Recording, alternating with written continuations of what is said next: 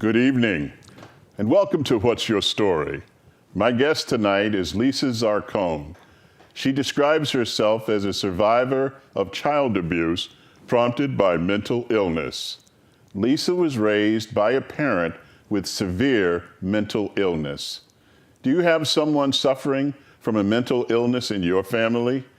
If your answer is yes, you know the hellish nightmare that can be. Her story is also one of survival and healing. She has graciously agreed to share her story with you. Welcome to the show, Lisa. Thank you, James. Now, this is part 2 of this taping. And in part 1, we talked about what your family life was like, the experiences you lived through with your mother and your mother's different types of mental issues. So very quickly, just to recap that for those just coming on to the program, what exactly were some of the mental issues your mother suffered from? Well, my mom was bipolar, manic depressive. She also had schizoaffective tendencies, which means she would change personalities quite frequently. And, you know, a lot of mania, so it was definitely an unstable environment all the time. And she struggled tremendously. And unfortunately, she fell through the cracks, and I fell in along with her. So it was a hard story. It was a hard way to grow up. Okay. So here we are. In part 2, we're going to talk about your advocacy, though, okay? You have written a book chronicling your experiences. Why did you write this book? And seen through the eyes of a 6-year-old, is that correct? Yes. Why did you write this book, please? Why did I write this book? Why did you write it? My book, The Unspoken Truth, and that title says it all, because that was my life. It was the unspoken, the silence. I wrote this book to bring awareness to child safety and abuse, and also for, you know, people with mental health illness and the stigmas placed upon them. So I wrote this book for many reasons, and I wanted to be a voice for so many people out there who have the same unspoken truth as myself. And it's about breaking the silence and, you know, giving other people hope and empowering them to hopefully raise their voice maybe and share their own story and start the healing process. So many reasons, many reasons to write this story. Have you received, if I may, any counseling in terms of being told to write the book for therapeutic purposes, or did you just realize, I've got to put this in writing, I've got to share this story with the world, I've got to let people know what I lived through in hopes that I can help somebody? Is that? Well, you know, I've always wanted to write a book. I always felt like I was going to write a book because my story is so compelling and profound and unbelievable in some senses. So during my own therapeutic process, I seek counsel different times in my life at different stages. And the last time I saw a therapist, I started writing down my thoughts in a different way. I started breaking it into moments of my life. I always journaled and I always wrote poetry, but this was a little different. I broke it down from the beginning all the way through. And I started writing from a 6-year-old's eyes, a 6-year-old's thoughts. And I was like, wow, people need to understand the child's perspective of abuse and of all of it. And, you know, a lot of times you'll read stories and it's about the adult looking back, which there's nothing wrong with that. You do need to have that aspect as well.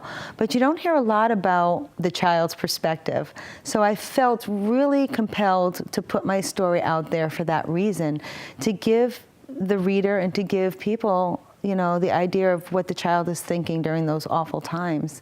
So it was therapeutic for me to do it, and an incredible experience to put it out there fully. And I'm embracing it as I go. And my motto is embrace the journey, because you just do not know what life's going to give you.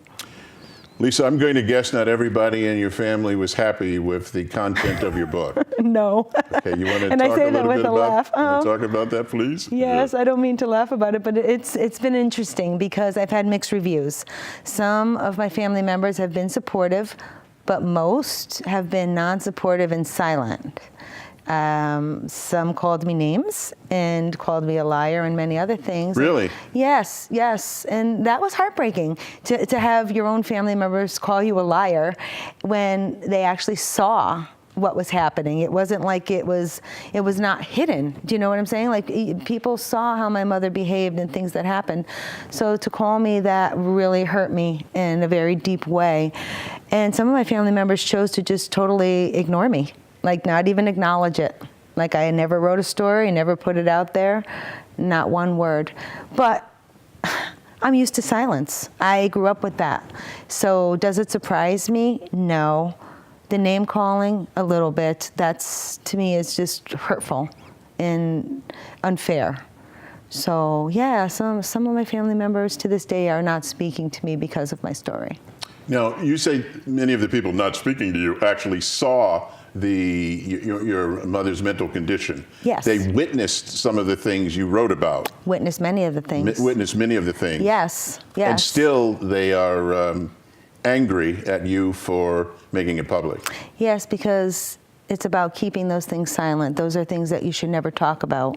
Those are things that you should never publicize. And I've asked family members, why didn't you ever step in? And it was about protocol. Protocol. Protocol. That's an interesting word. Yes, it is. Protocol, because my father should have been the one to step up and take care of business. And my question was, well, my dad wasn't able to. He had his own thing happening. He was not capable to do what he needed to do at that time. Yes. Why didn't anyone else step in? And I did not get an answer. It went back to protocol. Now, when was your book published? October 2016. Did you consult family members before you wrote it? I mentioned it. I told them I was writing a book. I told them that it would be an honest story and it would be, viewed through my eyes and how I felt and thought and what I went through. So I did give the forewarning. I said, it's going to be a rough story because it was a rough upbringing. Yes. So I felt the best way to honor my story and honor my parents in a way, because, another thing is they said I wrote this book to, throw my mother out there and her illness out there and throw your mom under the bus. Yes, basically. And that's not what this is about at all. It was never about that. I loved my parents very, very much. And I tried to understand the best I could what they were going through, even in my own hard times. But, I wrote that story because it needed to be told. It needed to be heard. And it had to be raw and real because that's the way I lived it. And I was going to be true to the story, and I was.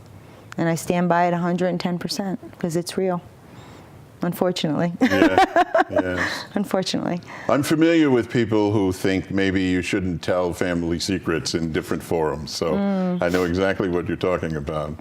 Tell us again a little bit more about your mom. When exactly did your mom pass away? My mom passed away 4 years ago this past January. And it's interesting because this week for me is a very emotional week. Yes. My brother's anniversary of his passing was yesterday. Yes. 46 years. Yes. 26th, which is Thursday, I buried my mother. And on Friday, the 27th, is my dad's anniversary. He'll be gone 8 years. Wow. So it's a powerful week for me. And to be doing this week kind of just makes sense. I feel like things happen for reasons. Absolutely. And I feel like I'm here for a reason. Absolutely. And it's it's been hard without my mother and my father. They both passed away young. And regardless How old was your mom when she passed away? She was 71. Okay. My dad was 69. Yes. They were young.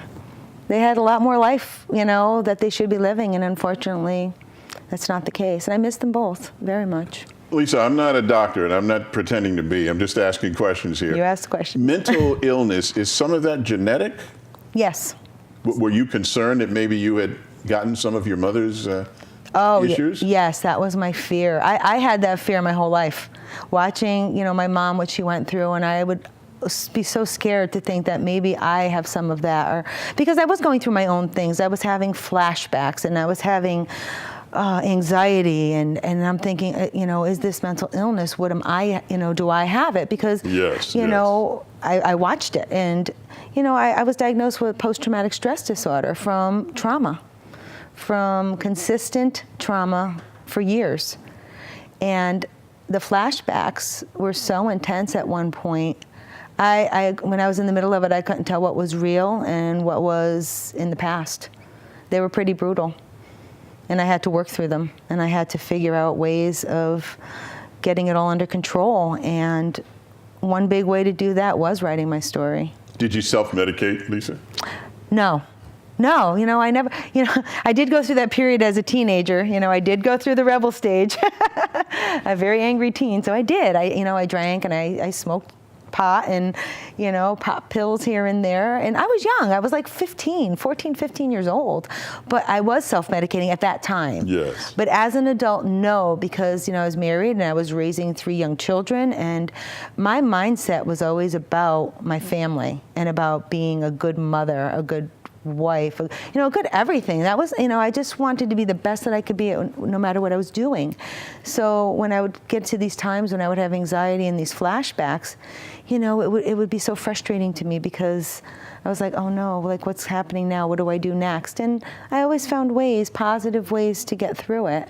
And therapy was one, that was definitely a good outlet, but art and writing, great outlets. And I encourage anybody who's struggling, write it down. You don't have to be a writer to put down words on paper.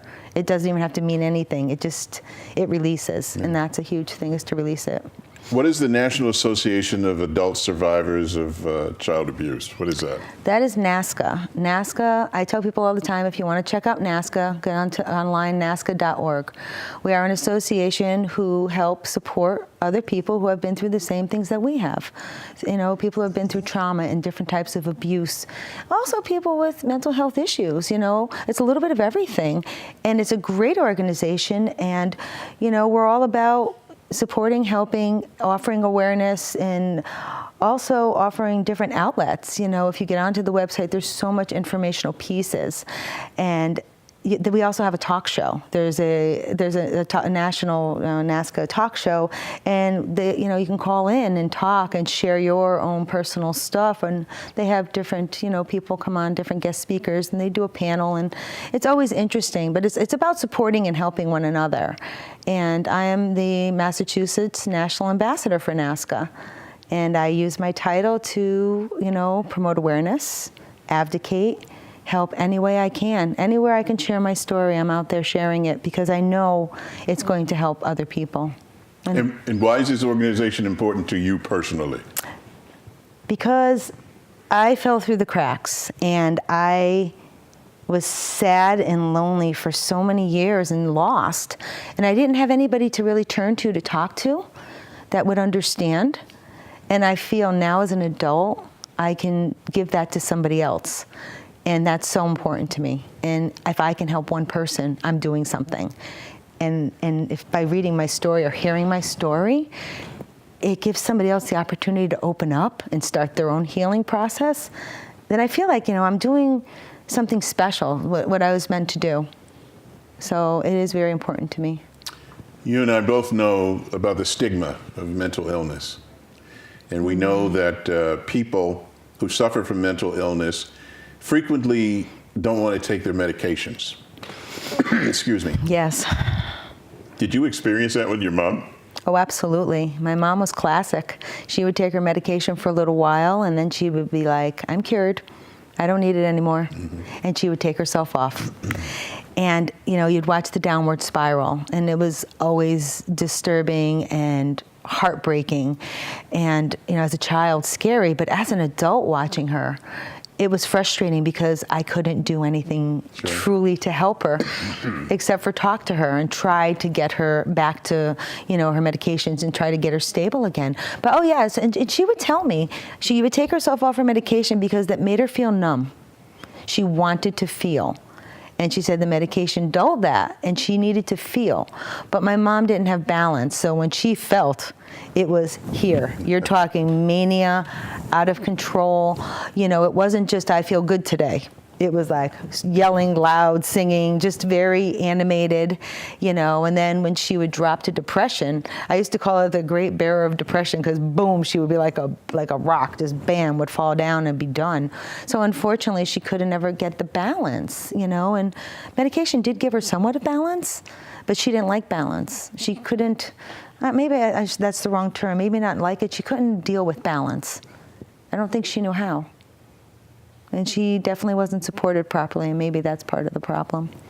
You've gone and you've spoken to different groups, haven't you, about Yes. Could you tell us about some of your advocacy work in that regard? Yes, I just recently spoke in front of the Department of Mental Health in Holyoke, Massachusetts. They had a big symposium, and I spoke and shared my story, and it was very well received.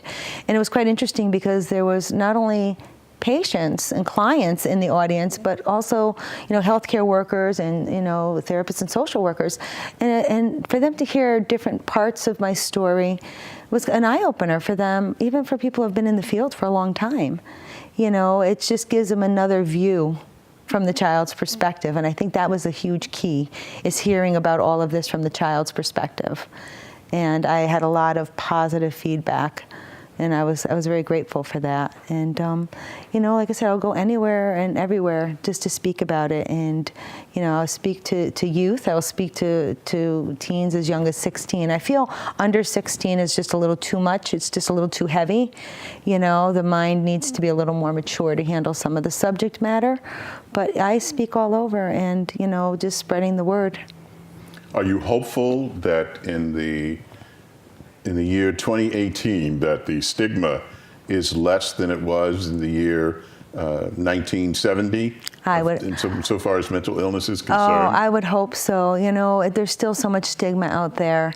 And why do you think that is? I mean, nobody wants to be thought of as crazy, right? Exactly. And I call it the crazy card because my mom used that term, crazy. And now, today, in today's day and time, people are offended by that word. I've had people that I've spoke to and they're like, don't ever call me bipolar. Okay, what would you like to be called?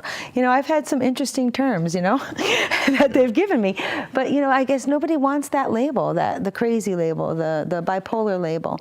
And I think because people have been looked down upon because of it.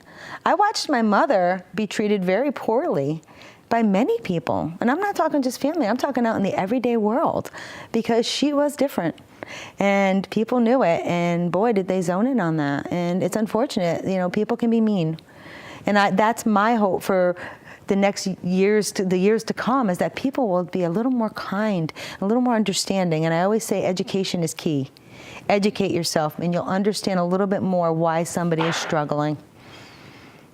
Now, mental illness, as you experienced it as a 6-year-old child, growing up and living with it on a day-to-day basis for, I guess, most of your childhood, I guess. Yes. I've lived it from my earliest memories. Lisa, maybe this is an unfair question, I don't know, but would you trade your experiences for a different life if you could, looking back? That's a good question. No, I would not. You'd live through all the stuff you lived through. Truthfully, I wouldn't want to live through the abuse ever again. Once was enough, for sure. Absolutely. But no, because I feel like if I lived a whole different lifestyle, maybe I wouldn't be the person I am today. Maybe I wouldn't have this deep compassion for others and understanding if I didn't truly go through the things that I went through. So I would go through it again to know that I would be the person I am today, because I feel like what I'm doing is good work and helpful. And, my ultimate goal for myself is just to continue to help people. Now, when you set that goal for yourself, and you go out and you talk to people and you tell your story, in effect, you're reliving all the stuff you lived through. And you're reliving it publicly. I am. How does that work, Lisa? Sometimes it still takes my breath away, I have to be honest. Yeah. Certain stories, certain moments, it really keys back into that old familiar pain. But now, I'm on the other side looking back and I'm like, I'm okay. I've survived it. I've moved forward. I'm thriving in life. My life is full. I'm so grateful for all the goodness that I have. So it does touch me for a moment, but then I have to remind myself, you're not that little girl anymore. You're a grown woman who's living a full life and you're doing good things. And that's what I go by. And of course, faith. I have faith. I have deep faith, and that pushes me through the harder days. Yes. There must be scars. Oh, there's scars. I have some quirks, and I could tell you, my husband can tell you, but honestly, to this day, I cannot sleep in pure darkness. I have to sleep with a nightlight. as a grown woman sitting here, I have to sleep with a nightlight, because if I don't, I will have night terrors or I will have nightmares, and my anxiety level will go through the roof. And unfortunately, that is something that has stuck with me because of my childhood. And it's something that's probably never going to fully go away, but I ease it by sleeping with a light, you know, a small light, just something that I can focus on, so when I go to sleep, I know I'm safe. And, you know, I've dealt with my personal scars in those regards. I try to find a positive and work towards that. But of course, there's going to be scars. Nobody can go through the things that I've gone through and not have something that's permanent. Were you able to make peace with your mother before her passing? Absolutely. What happened? My mom. You know, my mom and we struggled through the years with our relationship, but I never left her side. I was always supportive of her. And the day before she died, she had a moment of clarity. And she held my hand and she said to me, "Lisa, I'm so sorry for everything you went through." And I said, "It's okay, Mom." And she said, "When I die, can I come visit you? Because I'm really going to miss you." And I said, "Yeah, Mom, visit me anytime because I love you." And we made our peace. And then she breaks into song like my mother would do. She sang, "Bye bye, Miss American Pie. This will be the day that I die." And the next day she did pass away. And she gave me her last gift. I felt her last heartbeat. My hand on her chest, and I felt her last heartbeat, and I knew she left. And just like that, she was at peace. And all that mania and all her illness and struggles were gone in one breath. That, I think, out of anything, blew me away more than anything I've seen, because it was so instant. Just like that, she was at peace. Did you come to peace with your dad? I did. Were you angry because he left? You know, at that time I was angry, very angry with him. And we had the conversation on more than one occasion. Yes. And my dad and I talked about it, and I always knew I wanted my parents in my life. And I think that's probably part of why I worked so hard to make relationships happen. And my dad and I went through it, and we talked about it and made peace with it. And we had wonderful years of closeness. He was my phone buddy. I would call him. He lived in Florida. I called him my phone buddy because I would call him all the time. I would just, to share everything and, our visits. And we were very close. And when he died, I was very, very sad. And it really, really hurt, because him and I did have a huge bond. It was really, we were very lucky to get there. Definitely. As you think about your life, Lisa, you think about the struggles, and you think about the scars, and you think about the abuse, and you think about mental illness, and you think about the treatment of the public, and you think about the conspiracy of silence, and you think about so many, many things that conspired to rob you of what would be a normal childhood. When you think about all of that, Lisa, was it worth it? Again, I have to go back to, if I didn't live what I lived, I wouldn't be here today doing what I do. So, do I wish I lived a normal childhood with two loving parents? And not that they weren't loving, but, there for me? Yeah, as every child's dream, the happy home. Unfortunately, I didn't get that. But what I have now is the knowledge to help others, and wisdom. I do say wisdom because I've learned a lot of struggles, but yes, wisdom. And that's why I am who I am. What would you say to people watching us tonight who are living through what you just talked about the past hour on this TV show, and they're suffering because they can't get an adult to take the medication that they need, and yet the home is in disarray? They feel helpless. They don't know what to do. What would you say to them, Lisa? What advice would you give? Oh, the advice I would give is to keep on talking and keep pushing. Keep finding any type of outlets that may help. Don't ever stop talking. Keep fighting for your rights, fighting for the rights of your family member. If you're in an unsafe situation, do your best to get out of it. and keep asking questions and talking. Don't ever stop talking. And I feel that is your way out, because someone is eventually going to listen. There's going to be that one person. There could be 10 people there that are saying it's okay, it's okay. There's going to be that one person that's going to say, no, it's not okay. And it's time to make a change here. And that's when things will change. They have to keep fighting and pushing, and they will get there. So never give up. Never give up. Never lose faith. And that was always my thing. I always fought, and every day I kept thinking, today's going to be a better day. Today's going to be a better day. And you have to just keep pushing, and it's not easy. But I would say keep fighting for it and keep using your voice. What advice would you leave for people watching tonight who may be suffering from mental illness? What would you say to them? I would say reach out and find help any way you can in regards to compassionate people, understanding people. You know, everyone says you find your tribe, you find your circle. And, you know, someone who's suffering, you know, find someone who is going to look at you and see you for you, not just the illness. And, you know, find good people to be around and find the support. Very good. That's all the time we have for tonight's show.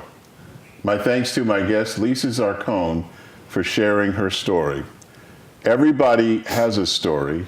What's yours? Thank you for tuning in. Until next time, good night.